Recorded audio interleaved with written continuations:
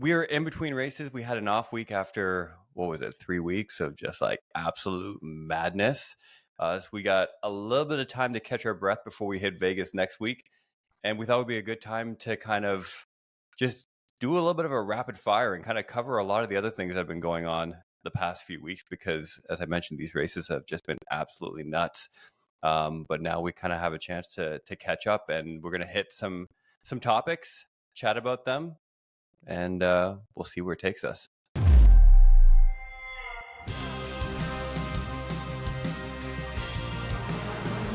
It's lights out and away we go. What's up, everybody? Welcome back to Formula One True North, the Canadian Formula One podcast. We're back. And by we, I mean Drew and me, and that's it. We're missing Ed and Thomas. We got the skeleton crew gone today. And Drew, any thoughts before we get started?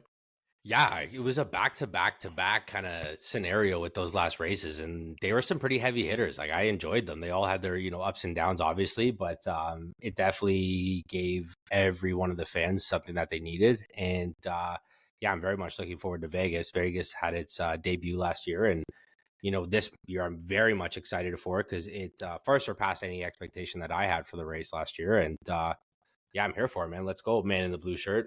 All right, let's go. Well, I was, and I got a little bit of hate last week on YouTube. So if you guys want to go check out the comments, please do check out last week's episode, and we'll see how many people we can anger this week with just two of us here. I'm not going to try to intentionally anger people. Maybe I just have a punchable face. So that can happen here and there.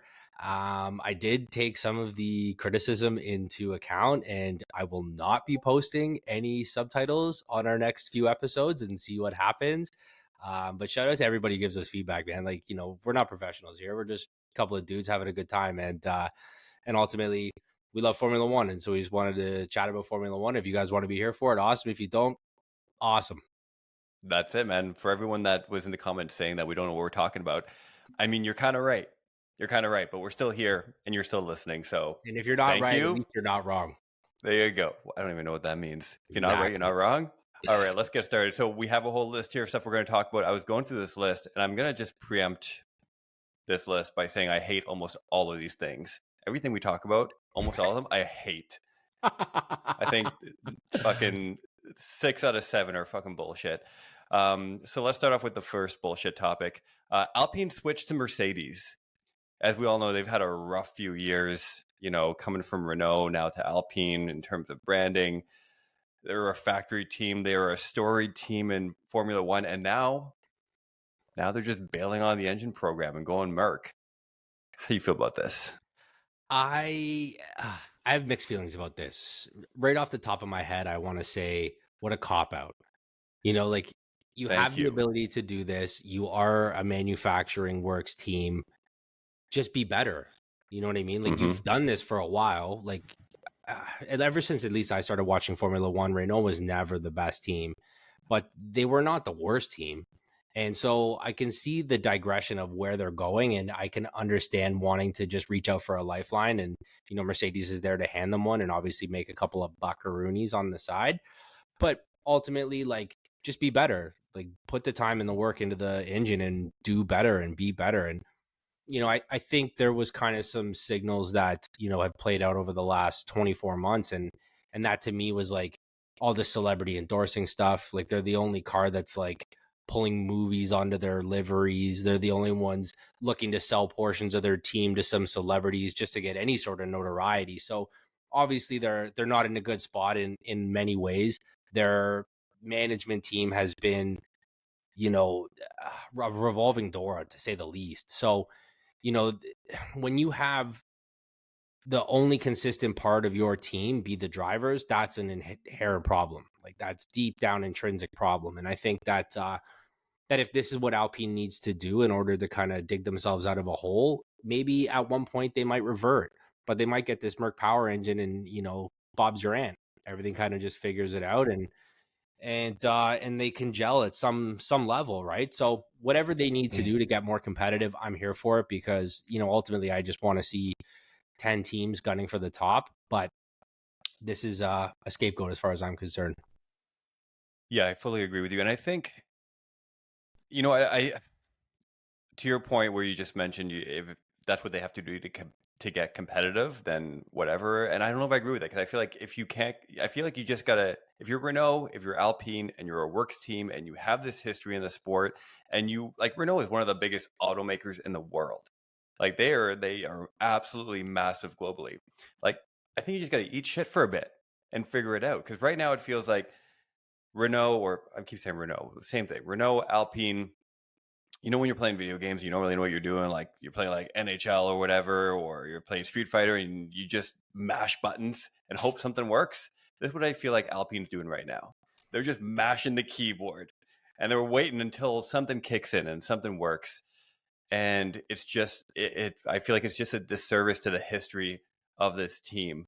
And it's been going downhill for, what's it been, at least the last 5 years. I feel like the exit of like Cyril, back when they brought Danny Rick on and then Cyril left, I feel like that was kind of like the start of that instability. And I'm not sure if it's just become purely like, I don't know if you ever want to call a Formula One team like a profit center, but if for like Renault, they're just looking at numbers and they just want to make shit work financially. But I feel like the way that they're going about it is just doing a disservice to the brand and the heritage. And I think if we lose them as a works team and as a true kind of manufacturer, that it's not a good move for Formula One in general. So I just think it's kind of, what is the easiest way out right now? And they see Merck as that option, but I don't know, it's just disappointing. And I think you just have to try and rebuild. Even when they had Otmar there. Yeah. Right. And he was really, I feel like I've heard some interviews with him and they were really undermining his leadership in terms of trying to build it up from the ground up. And I don't know if it's just, C-suite, executives getting impatient, if they just want to, again, hit that bottom line, but they don't seem to be operating the team from a, competition first standpoint. Because I feel like this move with engines is just purely financial. I think, what James Vowles is currently doing at Williams is what Otmar wanted to do at Alpine. And I think he just got handcuffed by top brass before he was able to do any of that stuff. Like, I think he had that same kind of like, all right, let's go back to the fundamentals. Let's bring this from the ground up, like you said. And I think the wool got pulled over his eyes before he was able to make any of those real moves. And it's unfortunate. And like, if you're going to start selling off bits and parts of your team to celebrities or consortiums or whoever wants to buy into it, and you have a big manufacturer and team begging to be in Formula One with Cadillac Andretti, I don't not see why this isn't a thing. You know what I mean? Like, you'd assume a team like Haas or Williams that's been struggling at the back of the grid for a long, long time, who's obviously doing better now, so we can see that things work if you just work it. And now obviously like Alpine looks like they're the most hurting team, right? So I don't know. It doesn't seem like they tried hard enough. I think they gave up too early. Well, we'll see. We'll see what happens. So that's going to be coming in for 2026. And we'll see, because, I feel like there's been a lot of talk that, Merck might have one of the stronger engine programs in 2026. There's a lot of concern about Red Bull and their Ford power plant, how that's coming along. So we got a couple of years to wait and see. But, I really do hope they come back and they become a true full-fledged manufacturer at some point. Maybe when they have some better leadership at the top. What else was announced today was that we're going to have like a grand Formula One launch event. What is it, be like a Netflix special? It's almost going to be like a supersized Vegas event. If you remember Vegas from last year, I feel like they did something very similar where it was like, pomp and pageantry and drivers, weren't they lifted up from like beneath the stage or something like that? So they're doing a massive event for the launch of the 2025 season at the O2 Arena in London. It's supposed to bring fans closer to the teams and drivers. Is this something ongoing that they're planning on doing, or is it just to kind of I think it's a wait and see idea. I think it's a wait and see. Like, we'll see how this goes, if there's money in it, if, the team's got anything out of it. I think it's very similar to Miami, where they did like the WWE wrestler walk-in speeches with LL Cool J when all the racers came in, and then people shit all over it, and then they're like, "Yeah, let's scrap that." You know what I mean? So like maybe it's one of those where like we're just gonna try it out, see what hits, what it doesn't hit. I like it. Like if they did something like that, you know, in every city, when the whatever, would people go see it? 100%, man. 100%. I would equate it something similar to like when you go see like a fighter's weigh-in or something like that. You know, it's like the pre-fight before the fight, and like you get to see all the people and the animosity between them or whatever. And if it's going to get the fans closer to the drivers and the teams and the cars, and I don't see why not. Because the way I see it, and I think a lot of people see it, is that like Formula One's a very untouchable sport. Like you never get close unless you have big dollars. You know what I mean? Like you never get close enough to these teams in the sport and stuff like that. We're like, you know, when you're at a hockey game, wow, how Canadian am I just to compare it to a hockey game immediately? But when you're at a hockey game and stuff, like you can sit right behind the glass. You know what I mean? If you go a little bit early, you can like shake the players' hands and stuff like that. And like you can go down to the MasterCard Arena in Mimico here and watch the guys play for free on during practices and stuff like that. And like I just find that, you know, more sports teams are more approachable, and the F1 team is not. So, or the F1 teams are not. So if this is what it's going to take to get the fans closer, obviously London's got a big F1 following. So why not, man? I'm here for it. I'm actually looking forward to see how ridiculous this spectacle is going to be. I hope it's not cheesy. It's going to be a little cheesy. Let's get real. It's going to be 100% cheesy. And, you know, to your point of bringing fans closer, do you actually think that something like this is going to bring fans closer to the sport and to the drivers? Is this really the way to do it, to put on some massive arena show in London where it's just it's going to be overly produced, in my opinion. There's going to be like a ton of cheese. No one's getting close to anyone. It's going to be pre-canned bullshit F1 questions that they're asking drivers and team principals and things like that. And I think it's just going to be, you know what? I think it's just going to be like a big, massive circle jerk. And do you think that's amazing? The visual is incredible. Yeah. The visual is incredible. Can you imagine Toto and Christian just standing there next to each other. No, you know what? The more that you started saying that, the more I was agreeing with you. I'm like, this isn't going to bring anything closer to the fans. I just tried to imagine, you know, something that would like equate to this kind of scenario, and immediately that popped in my head is like when Apple releases their new iPhone or something. You know what I mean? You put everyone in this stadium, you like have this guy who's got a PowerPoint presentation behind them. It's so rehearsed. They're doing these like fake live demo things or whatever. And like, does anyone in that crowd get closer to the iPhone? No. You know what I mean? No. They still got to wait their turn until everything else and come pay to play like everybody else, right? So, you know what? I retract my statement. I'm going to be a bandwagon jumper and jump right on your bandwagon, Walker. You know, I'm wondering, so there's a couple other issues I have with this. One is, and it's actually interesting because I want to talk about this a little bit more, you know, obviously having it hosted in London, O2, obviously, you know, the UK is a massive center for Formula One. So many teams are based there. I think outside of Ferrari and Sauber, I'm trying to think who else is based there. I think most of them are based there. But I digress. But I feel, so you have it in this massive stadium. You have it in London, UK, very obviously UK focused.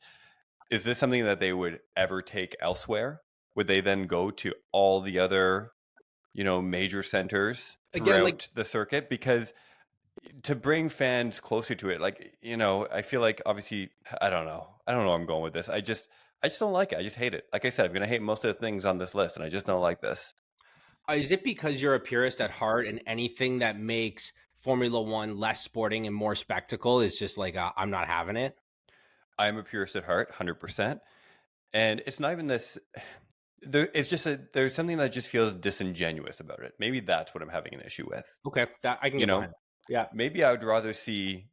And maybe it's a financial thing. Maybe, you know, if they can kind of consolidate some funds for all the teams to show up in one location and bring their cars one place, they consolidate some funds, some expenses. Maybe there's something to it there. But I would much rather see, you know, individual teams pick different locations throughout their schedule and really reward fans in those areas, and create like a truly, intimate, we'll call it an intimate event, with a couple of, 10, 20,000 people, where you can actually like get close to the team that you love.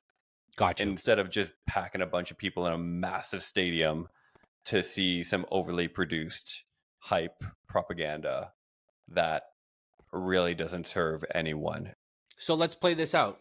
So let's take somebody like Aston Martin. And I say that because they have a Canadian driver. His name is Lance Stroll. We'll get to him.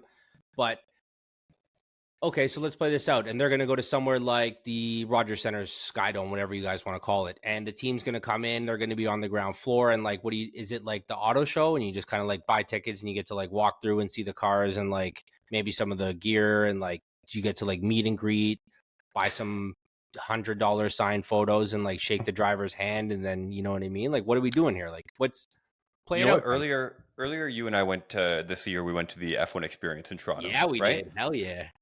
I thought that was a really, really well produced event.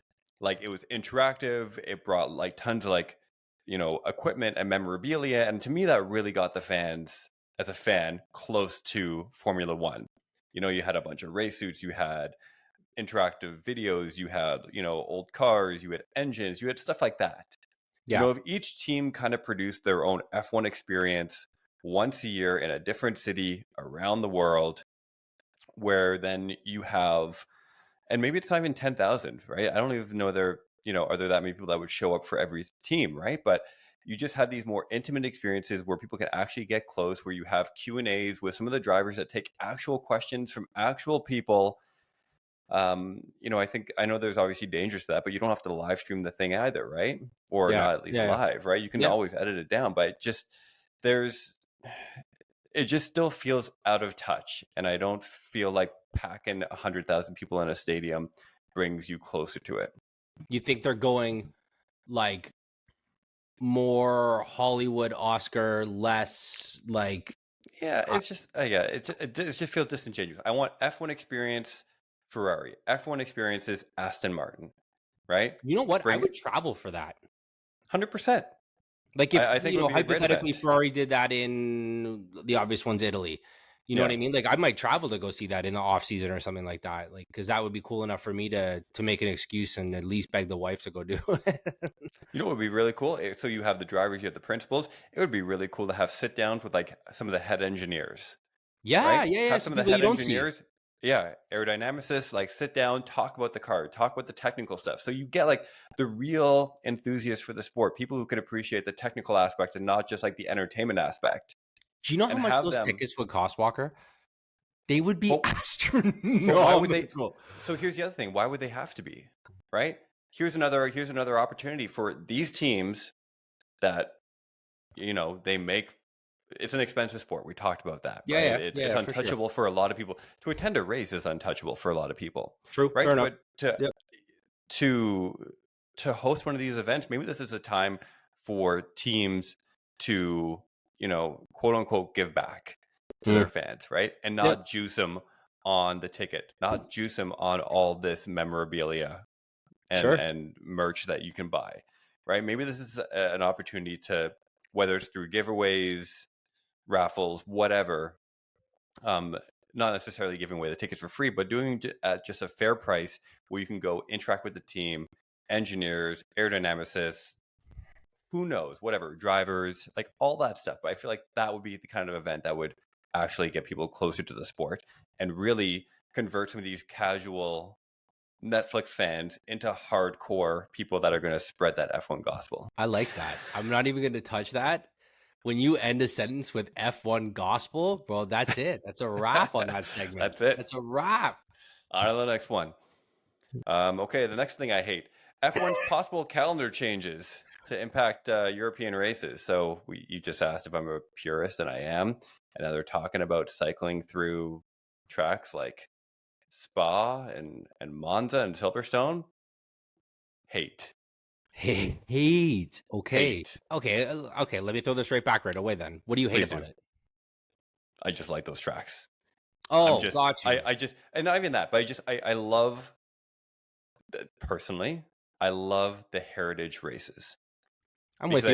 I think if I feel like you lose some of that, and again, just my generation as a fan, if everything is like a Miami and a Vegas and even in Austin to an extent, I feel like you lose some of that nostalgia and that heritage of the sport. And I really like that. And Silverstone and Spa are two of my favorite tracks, regardless, because I think they're just amazing motorsport venues. Yeah. So that's what I hate about it. You really picked on the U.S. races there. You went from like Vegas, Miami, and then you bringed in Austin just in case you weren't sure if you hated the U.S. races enough. Yeah, Austin's kind of like that too. Yeah, man. Yeah. You know what? Yeah, I agree. I see what you're saying. I think there's a lot of contractual stuff that goes on because, like, remember when Imola got flooded and they were like, "Are we going to be coming back here?" And then I remember Spa was back on that table and they were saying, "Hey, we got 24 races in the calendar. Like, we can't keep adding new ones." And now they're talking about going back to Africa, which I think is really, really cool. But like, something's got to give, right? And so, like, I think if you put a couple of these circuits on like their own little mini circuit, so like every other year you go to Spa and then you replace that with this one, and then the next year like one of the other races is on like this give and go thing, so that like you get to kind of pepper in some new stuff while also keeping as much of the heritage as possible. Because I'm with you, like a lot of these tracks, like I look forward to every year, and as I've gotten more and more and more into Formula One, I have the track calendar on my wall for 2023, and like when you're looking at these, you're like, man, like I don't want to lose any of these, right? And so, ultimately, something's got to give. Then you got tracks like Monaco, and we talked about this after the Monaco Grand Prix. I think we even talked about it before the Monaco Grand Prix. Like, is there still room for it on the calendar because of like, it's obvious intricate issues that they have with, the size of the cars of these days, and like nobody's passing. So qualities means everything. But like, I look forward to Monaco every single year. And like, is it part of the spectacle that like you get to see the celebrities and like, the beautiful culture there and all that kind of stuff? My brother even went to Monaco this year to watch the Formula One race. Oh, sick. Yeah. Right. Like that's some bucket list stuff. And like, yeah, he had to get colon cancer and think he was going to die from it in order for him to book the tickets. He didn't die. He doesn't have colon cancer anymore. He's in remission. It's all good. But like, okay. He immediately Did he have colon cancer? Yeah, it happened. Yeah, that was a real thing. Yeah, he got it, and he's like, "Oh my god, I could die. I'm gonna go book." And he booked like a ridiculous trip took a yacht to Monaco because he's like, "I want to do this before I die." And then That's like amazing. a month and a half later, they're like, "Yeah, like, we got it all, man. You're good." And he's like, "Fuck, I already put this. Like, I've already paid for this trip." But like, that you have to almost need to die in order to book a trip to Monaco. So like that's the kind of pressure that we put on these races. And like, I don't want to see it off the calendar, but like, do I think that other races and other tracks need to get peppered in here in order to kind of see? Cause like from what I've heard the drivers talking about, more than 24 races in a calendar season is just not happening, dude. It's just like, it's too much like for logistics. And like, I remember even the COVID, what did we get? 19 races that season or something like that. Didn't they race one of the Middle Eastern countries twice? They just drove it backwards? I don't think they drove it backwards. I know they did Austria 2 weeks in a row or 3 weeks in a row at one point during COVID. They kind of had like Austria. What's the Doha circuit? Well, I'm just looking at the schedule. So I'm going to tell you which tracks they can ditch. This is what they can get rid of. Okay. So if we're looking to pepper in some new tracks, which I agree, different locations, I'm all for it. They should get rid of Miami. They should get rid of the Emilia Romagna. And the last one they can ditch. Ooh, what's the last one? Do you have any suggestions? So I was right. I'm thinking Saudi. But I'm on the fence about Saudi. But definitely Miami. Definitely Emilia Romagna. And I don't know, maybe China? Japan's got to stay. I could lose to Japan. I hate driving in Japan. You mean on like Formula One, like 2024? Yeah. Oh, no. In my F1 car that I keep in the back of my pocket. Yes, on the video game. On the video game. Okay. But take this in. So during the COVID time, they did 2 races in Bahrain. Okay, yeah. They did it I like Bahrain. Bahrain can stay. I said Bahrain can stay. But they did it twice. They did it on the 29th and on the 6th, and they just literally drove the track backwards because we didn't have enough races. I'm pretty sure, from what I see here, I don't remember if this is 100% sure, but did they do the same thing at Silverstone? No, I don't think Silverstone, but they did definitely in Austria. Anyways, whatever. It's what it is. Yeah. But anyways, there are lots of other tracks to ditch before they start touching tracks like Spa and Silverstone. So what was the original question or point? I just want to make sure we answered that because I know you said I hate this point because.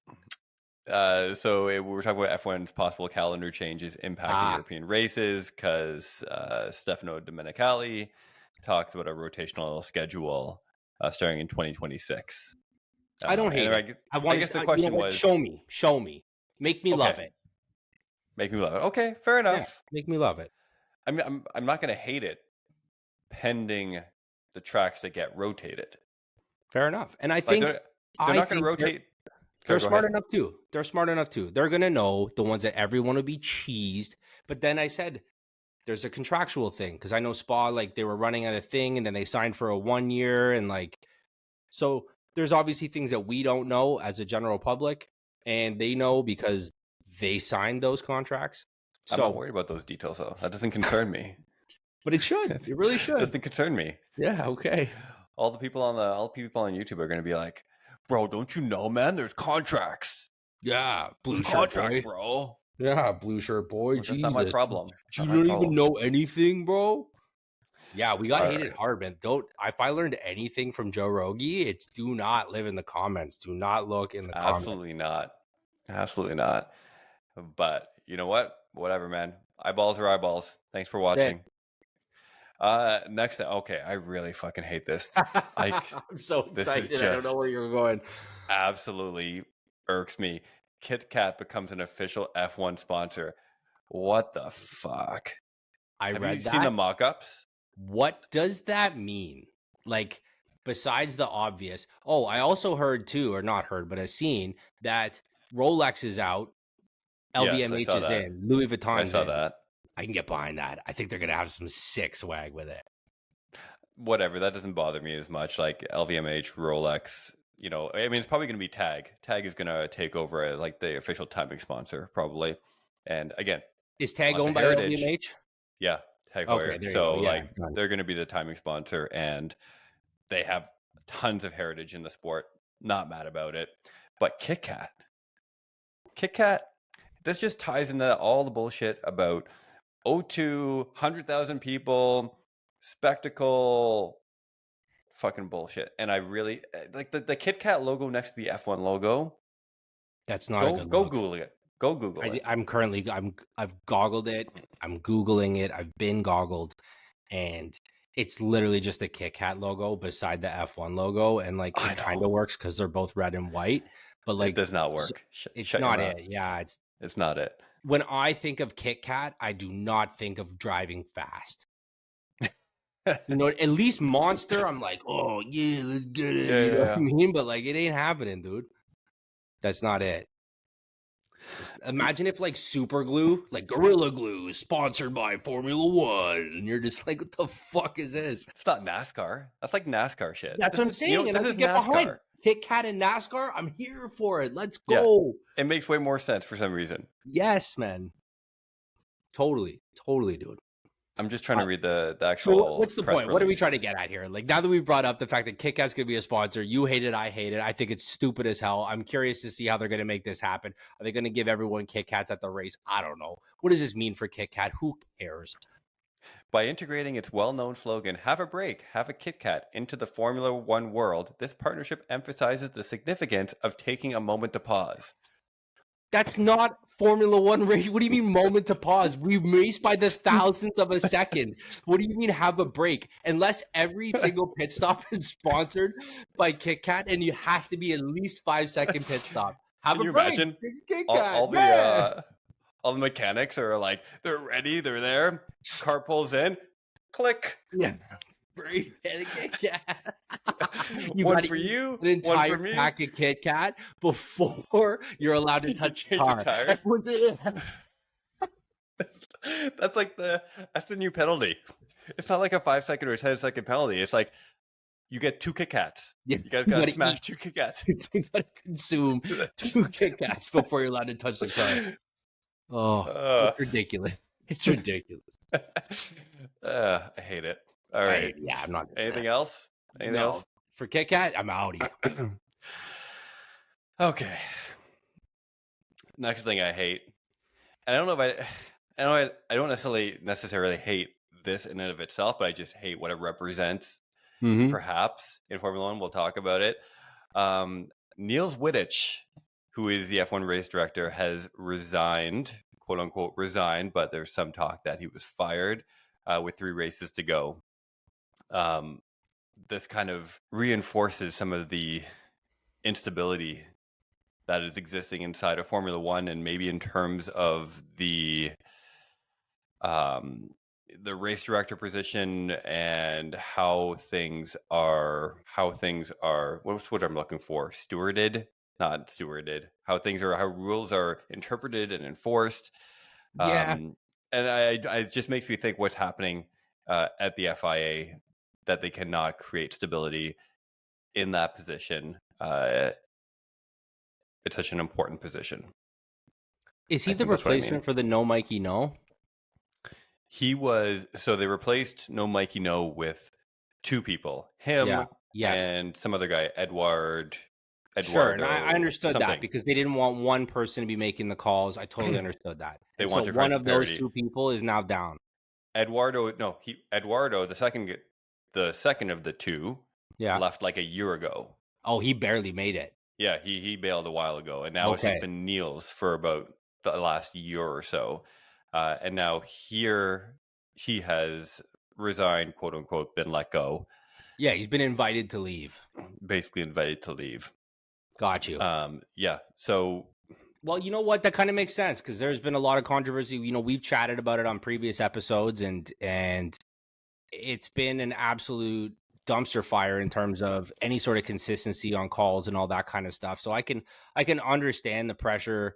This is one time where shit rolls uphill, right? And so like ultimately, you know, he would come under fire for sure. And I'm sure, you know, frustrations have been mounting in a big way over there at the stewards room at the FIA. So I can totally get it, man, about why this guy wanted to bounce, or if he made a bad enough call and pissed somebody enough off that they said, bro, you got to bounce, man. We're going to invite you to leave. You can leave under your terms, so that the headlines for Formula One don't read Stewart got fired over Max and Lando fights.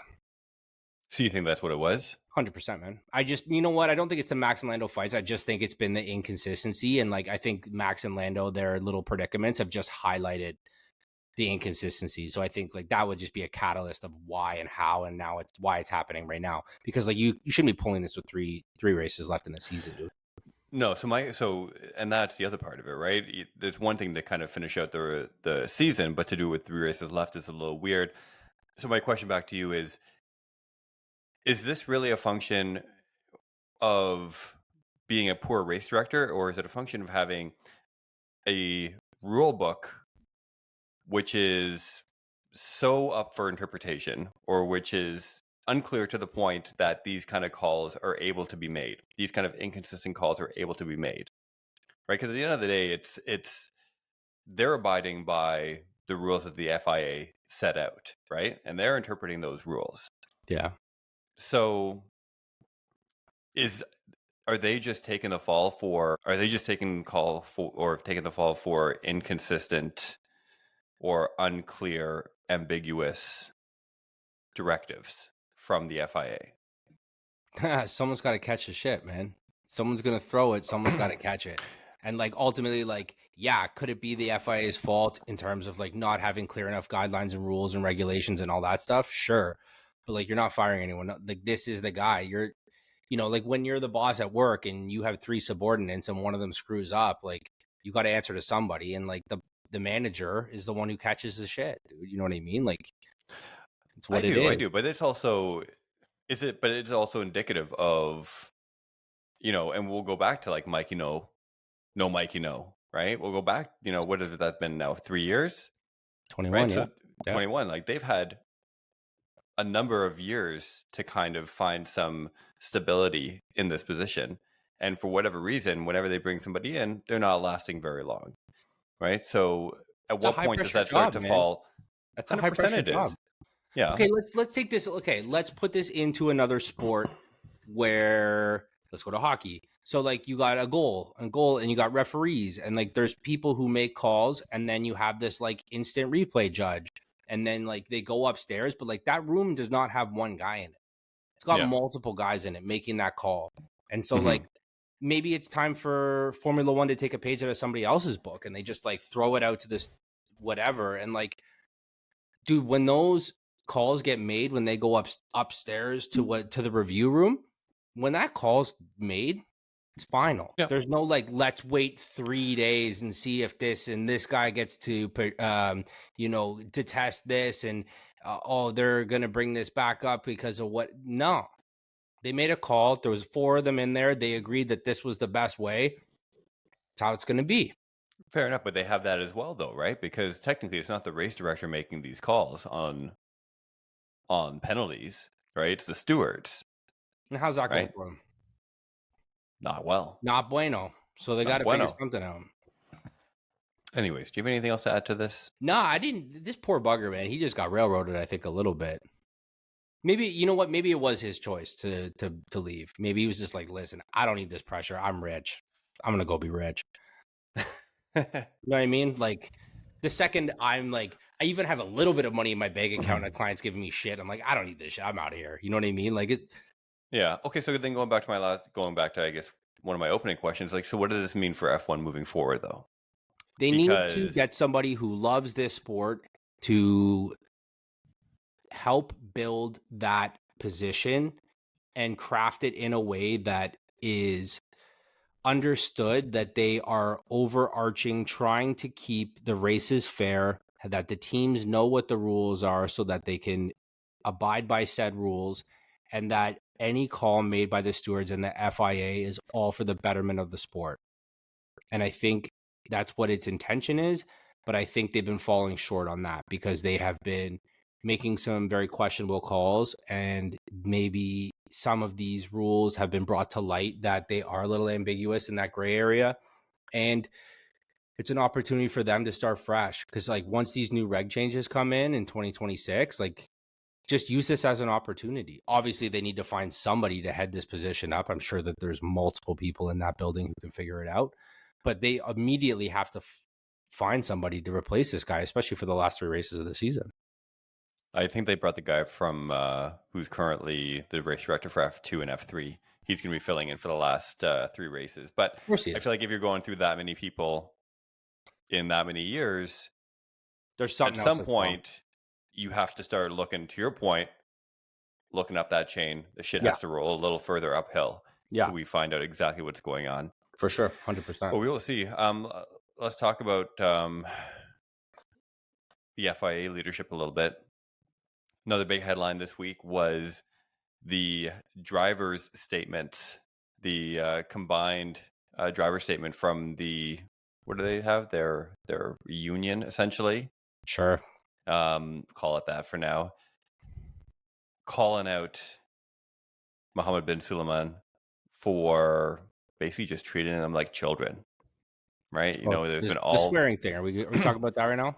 We're talking about the swearing thing, right? But he's picked like battles with all sorts of people over the years, whether it was swearing, whether it was Lewis and his like nose ring, whether it was, just making maybe some off-color statements about some of the drivers and their behavior. And these guys are just like, listen, man, leave us alone. We're grown-ups. Yeah, you're a clown. Get out of my face. Don't be mad at me because I'm rich. Like, fuck out of here. You know what I mean? It's one of those, but I get it. But like, let's take this in and like, let's go back to another sport. You got the guys in basketball, and then you got the guys in the NFL, and every league treats their athletes very differently. You know what I mean? Like the guys in the NBA, they roll in some crazy outfits that would make Lewis Hamilton cry. You know what I mean? Like just some wild outfits. And then you got the guys in hockey. Nobody wears wild outfits. They all wear a black, blue, or gray suit. And that's just like hockey athletes are boring though. Hell yeah, but like it's just an expectation. I'm sure there's a few of those hockey athletes that would wear whatever they want if they could, but that's just like this is how we roll. And that's fine. And if you want F1 to be like that, then be like that. But you can't like give and take and then this and that and like it is or it isn't. You can't like change the game as things are happening. Like, and then one guy swears and then it's a whole thing and then, oh, well, then this guy said that. And then it just becomes this whole pissing contest. And like, I'm not here for that. I'm all for keeping sports professional. I think kids watch the sport and I think that they need to have athletes to look up to. Though I think that the odd swear word here and there is okay because, well, that's just how things go. 100%, especially when these guys are upset and, you know, there's tons of adrenaline going on and crazy stuff just happened, or they may or may have not have just had a turning point in their season or their career. Yeah, they're going to get heated and they might say some offside shit. That's just what happens. But I also think too that there needs to be some sort of reasonableness. Like I think if one of the drivers goes on like a swearing tangent and like starts screaming up in the media tent and just like cussing people out and stuff like that, draw a line. Hey, this is unacceptable behavior. But like the odd guy makes a comment about whatever, then like it's whatever. I just think that, you know, bugging Lewis about his nose ring and then all of a sudden it might be like a tattoo on somebody's hand or like, that's not how I'm here to support. Let these guys do what they want. They're all their own people. It's a very different thing in terms of like the team sport where like you don't have 37 guys in like a football team or something like that. Like you got 2 drivers and then generally the teams all wear the same stuff as far as like the mechanics are concerned and like the tech director, all those guys, like they all wear like a pretty much a uniform, let's call it, right? And then the drivers walk in with some funky style. They're in their little like do boardwalk. And then, you know, then they get into their racing suits and they're all wearing the same stuff anyway. So like, let the boys be boys. So let me ask you this question. Do you think, so Max got, I think they call it like community service. Yeah. Swearing in the press conference. Yeah, it was awesome. Do you think he deserves to get community service for swearing in a official F1 press conference, blah, blah, blah, blah? That's one thing I can get behind. Because if you're going to penalize these guys, give back to your point of like that whole O2 Arena thing, like then just really give back. And like, I think if, you know, Max had to go sign autographs for another couple hours or go do like a whatever, then like, so be it. And like, give it back to the fans or like the local area. Like, I don't know if you remember Sebastian Vettel when they were in the Middle East. I can't remember what race they were doing. And like, they were over there and they got, I think it was during the COVID time. And all of a sudden, you know, this was like the month before women were just allowed to drive. Like they had just won the right that women were allowed to drive. And he took all these girls and showed them how to go-kart. And it was like the first time women were racing in this country. And like, he wasn't even told to do that. But like, that to me is giving back to the country that you're in, that's given you an opportunity to drive and race and have your career. And I just think that like things like that are fine.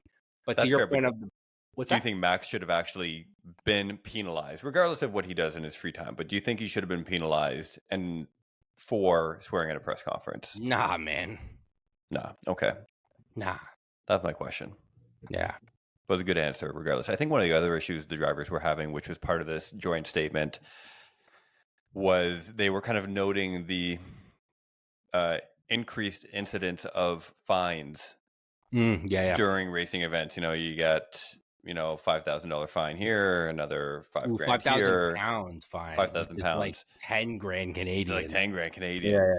And it's not even about the amount, because obviously these guys can afford it, but it's more so the transparency of where these fines are going, and they want more transparency. So if you are going to fine me for swearing, if you are going to fine me for, you know, this activity on track or whatever it is, or infractions at the pit stop or procedural infractions, we want to know where this money is going, and we want to make sure it's not just going back to the FIA, because otherwise there is a biased incentive for the FIA to just hand out fines, knowing that it's going to kind of head to their bottom line, versus, okay, we know that all these fines are going to be going towards this charity or that charity.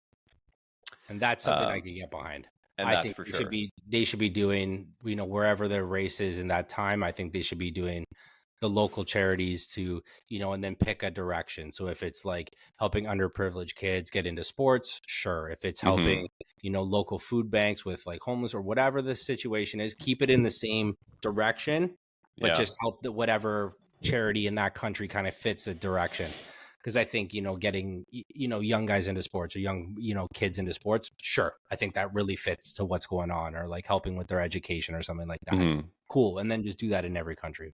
Yeah. I mean, I guess at the end of the day, there's always going to be tension between the FIA and the Drivers Association and the drivers, right? So this is just the latest chapter in what's going on there. I'm looking at my list and I feel like we've kind of covered all the things I hate. Do you have any other things that you think I might hate? No, but I will take this opportunity to shout out the Discord. We got a bunch of cool people in the Discord. If you haven't checked it out yet, please jump on. We have some really cool people talking F1 24/7, and the link will be in the show notes. If you aren't in Discord yet, check it out. If you are, or if you're not in Discord, then go into Instagram, TikTok, Facebook. We got everything. So if you want to look at us, our beautiful faces, the guy in the blue shirt, the guy who's always wearing the hat. If you want to not see subtitles anymore, that's the place to check it out. F1 True North. Yeah, let's go. F1 True North. There we go. So that's it. I think you said it all. That's been another episode. I was going to say, like, we could do a single version of Name That Sponsor, but I don't need a bigger lead than I already have, buddy. But we can't do that. That would just be mean. No, I don't. No, it would be so mean. You just lock it out. Yeah. It's already locked out. It is pretty much locked out. Yeah. You've got the championship in hand. Yeah. Well, that's it.